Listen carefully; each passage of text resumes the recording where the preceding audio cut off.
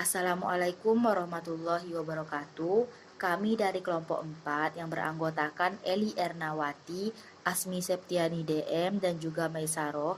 Di sini kami akan membahas tentang koset dan teorema Lagrange dengan dosen pengampu Ibu Linda Rosemary Tambunan dengan mata kuliah struktur aljabar. Baiklah, kita akan masuk ke materi yang pertama, yaitu tentang koset yang akan disampaikan oleh Asmi Septiani.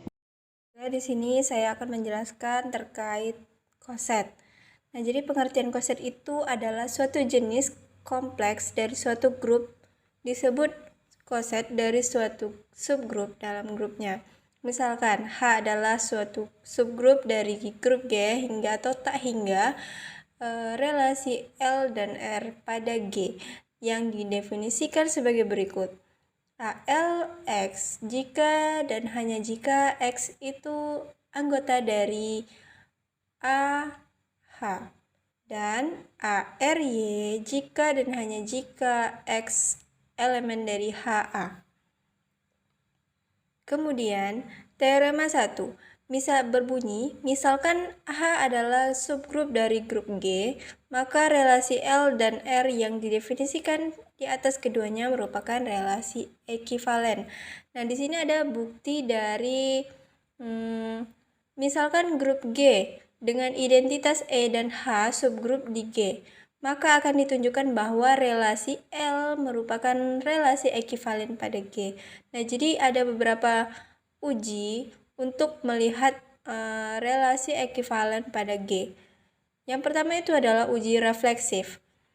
Untuk setiap alfa anggota dari G, maka A sama dengan AE anggota dari AH, karena E elemen dari H.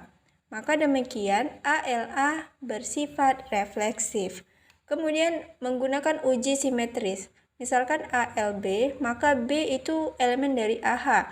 Oleh karena itu B sama dengan AH sehingga A sama dengan BH inverse. Dengan H inverse merupakan inverse dari H di H besar. Akibatnya A elemen BH besar, dengan demikian BLA maka L bersifat simetris. Nah, kemudian uji transitif. Misalkan ALB dan BLC, maka B elemen AH dan C anggota dari BH. Oleh karena itu B sama dengan AH1 dan C sama dengan BH2.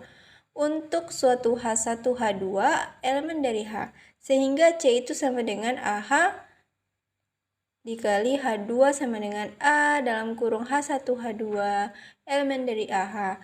Nah, dengan demikian ALC adalah bersifat transitif. Nah, karena L itu bersifat refleksif, simetris, dan transitif, maka dapat disimpulkan bahwa L itu merupakan relasi dari ekivalen. Kemudian definisi 1. Jadi koset ini memiliki sifat-sifat. Yang pertama itu adalah HA sama dengan HA, H, elemen H. Maka disebut itu adalah koset kanan dari H dalam G. Kemudian sifat kedua AH sama dengan AH, di mana H elemen H. Maka disebut koset kiri dari H dalam G. Nah, kemudian di teorema kedua, jika H adalah subgrup dari grup G dan A, B adalah elemen dari G, jika AH adalah koset dari kiri dari H yang juga memuat B, maka AH sama dengan BH. Kita misalkan AH adalah koset kiri dari H yang memuat B. Andaikan AH itu tidak sama dengan BH. Karena G berpartisi atas koset-koset kiri dan H, maka AH irisan dari BH sama dengan tidak 0. Nah, kemudian karena B itu elemen dari AH, sementara jelas bahwa B itu elemen dari BH, maka B itu elemen dari AH irisan BH. Nah, jadi ini kontradiksi dengan AH irisan BH sama dengan himpunan tidak kosong. Dengan demikian haruslah AH sama dengan BH besar, maka terbuktilah. Baik, sekian dari saya. Terima kasih. Baiklah, di sini saya Eli Ernawati melanjutkan penjelasan Asmi. Kita masuk ke contoh soal. Tentukan koset kiri dan koset kanan dari subgrup 3Z dari grup bilangan bulat Z. Himpunan 3Z adalah subgrup dari Z terhadap operasi penjumlahan biasa, sehingga koset kiri dari 3Z yang memuat M anggota Z adalah M ditambah 3Z. Nah, di sini untuk yang M-nya kita mulai dengan 0. Maka 0 ditambah 3Z yaitu 3Z itu sendiri. Nah, di sini untuk Z-nya atau bilangan bulatnya kita mulai dengan negatif 3. Karena tidak ada batasan untuk bilangan bulat di sini, makanya dibuatkan tanda titik-titik. Nah, di sini mengapa negatif 9? Karena 3 dikali negatif 3 itu sama dengan negatif 9, negatif 6 yaitu hasil perkalian dari 3 dikali negatif 2, begitu seterusnya. Min 3, 0, 3, 6, 9, sampai bilangan seterusnya yang tak hingga. Kemudian untuk M-nya 1, maka di sini M ditambah 3Z yaitu 1 ditambah 3Z sama dengan, karena tadi mulainya dari negatif 3, maka di sini menjadi negatif 8, negatif 5, negatif 2, 1, 4, 7, dan 10. Begitu juga dengan 2 ditambah 3Z, yaitu 2 ditambah 3 dikali negatif 3. Hasilnya negatif 7, negatif 4, negatif 1, 2, 5, 8, dan 11. Nah, karena elemen 3 berada dalam koset 3Z, maka menurut teorema sebelumnya tadi, 3Z sama dengan 3 ditambah 3Z. Begitu juga dengan 1 ditambah 3Z sama dengan 4 ditambah 3Z dan seterusnya. Jadi, hanya terdapat 3 koset kiri dari 3Z, yaitu 3Z, terus selanjutnya adalah 1 ditambah 3Z dan 2 ditambah 3Z. Nah, karena di sini Z-nya abelian, maka 3Z kemudian 1 ditambah 3Z dan 2 ditambah 3Z adalah juga merupakan koset kanan dari 3Z. Selanjutnya adalah teorema Lagrange. Teorema Lagrange. Jika G merupakan grup hingga dan H merupakan subgrup G, maka order dari H adalah pembagi order G. Nah, di sini kita akan membuktikan. Jika diberikan grup G dan kita misalkan di sini G adalah N dan kemudian diberikan pula subgrup dari G, di sini kita katakan H dan kita misalkan order dari H ini adalah M.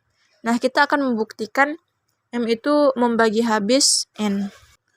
Karena setiap koset dari H di G memiliki jumlah elemen yang sama dengan H, setiap koset dari H juga memiliki sebanyak M elemen. Misalkan R menyatakan jumlah sel pada partisi grup G ke dalam koset-koset kiri dari H, maka diperoleh N itu sama dengan Rm, di mana N itu merupakan order dari G sama dengan R yang merupakan partisi grup dikali dengan M. Kan di sini terbukti bahwa teorema Lagrange, order dari G membagi habis. Selanjutnya kita bahas contoh. Diberikan grup Z12 terhadap operasi penjumlahan 12, subgrup dari Z12 adalah H1 di mana anggotanya adalah 0 sehingga order dari H1 itu sama dengan 1. Kemudian H2 untuk anggotanya ada 0, 2, 4, 6, 8, dan 10. Maka di sini order dari H2 itu ada 6 atau elemennya ada 6. Kemudian untuk H3 di mana anggotanya itu ada 0, 3, 6, 9, maka order dari H3 adalah 4. Kemudian untuk H4 di mana anggotanya atau elemennya itu ada 0, 4, dan 8, maka order dari H4 sama dengan 3. Sedangkan untuk H5 anggotanya itu 0 dan 6, maka order dari H5 itu hanya 2 elemen. Nah, selanjutnya subgrup dari Z12 adalah Z12 sendiri yang memiliki berorder 12. Nah, di sini bisa diperhatikan bahwa 12, 2, 3, 4, 6, dan 1 merupakan subgrup dari Z12. Nah, di sini membagi habis order dari Z12 itu sendiri yaitu 12. Baiklah, untuk penjelasan selanjutnya akan dijelaskan oleh Meisyarah. Baiklah, di sini saya Maisaro akan melanjutkan penjelasan dari Eli Ernawati. Akibat 1. Setiap grup dengan order bilangan prima merupakan grup siklik. Bukti. Diberikan grup G dengan order P dengan P bilangan prima dan A elemen G dengan A bukan sama dengan E. Dapat dibentuk subgrup siklik A di G yang dibangun oleh A. Andaikan order dari A adalah M, subgrup A memuat paling tidak 2 elemen, yaitu A dan E. Berdasarkan teorema Lagrange, order dari A yaitu M membagi habis P, oleh karena itu diperoleh M sama dengan P yang berakibat A sama dengan G. Akibat 2. Order suatu elemen dalam grup hingga membagi habis order grup tersebut. Bukti. Order dari elemen dalam suatu grup hingga sama dengan order dari grup siklik yang dibangun elemen tersebut. Oleh karena itu, berdasarkan teorema Lagrange, diperoleh bahwa order dari suatu elemen dalam grup hingga membagi habis order grup tersebut. Selanjutnya, kita akan masuk ke contoh soal. Contoh. Diberikan grup Z6 sama dengan 0, 1, 2, 3, 4, 5 terhadap operasi plus 6. Untuk O, Z6 sama dengan 6 dikali A sama dengan A pangkat N mutlak N elemen Z. Untuk 0 sama dengan 0 sehingga order O sama dengan 0 sama dengan 1. 1 sama dengan 5 sama dengan Z6 sehingga order O1 sama dengan O5 sama dengan 6. Untuk 2 sama dengan 4 sama dengan 0,2,4 sehingga order O dikali 2 sama dengan O dikali 4. Yang terakhir 3 sama dengan 0,3 sehingga order O kali 3 sama dengan 2. Nah, mungkin hanya itu yang kelompok kami dapat sampaikan. Apabila terdapat kekurangan, kami mohon maaf. Wassalamualaikum warahmatullahi wabarakatuh. Terima kasih.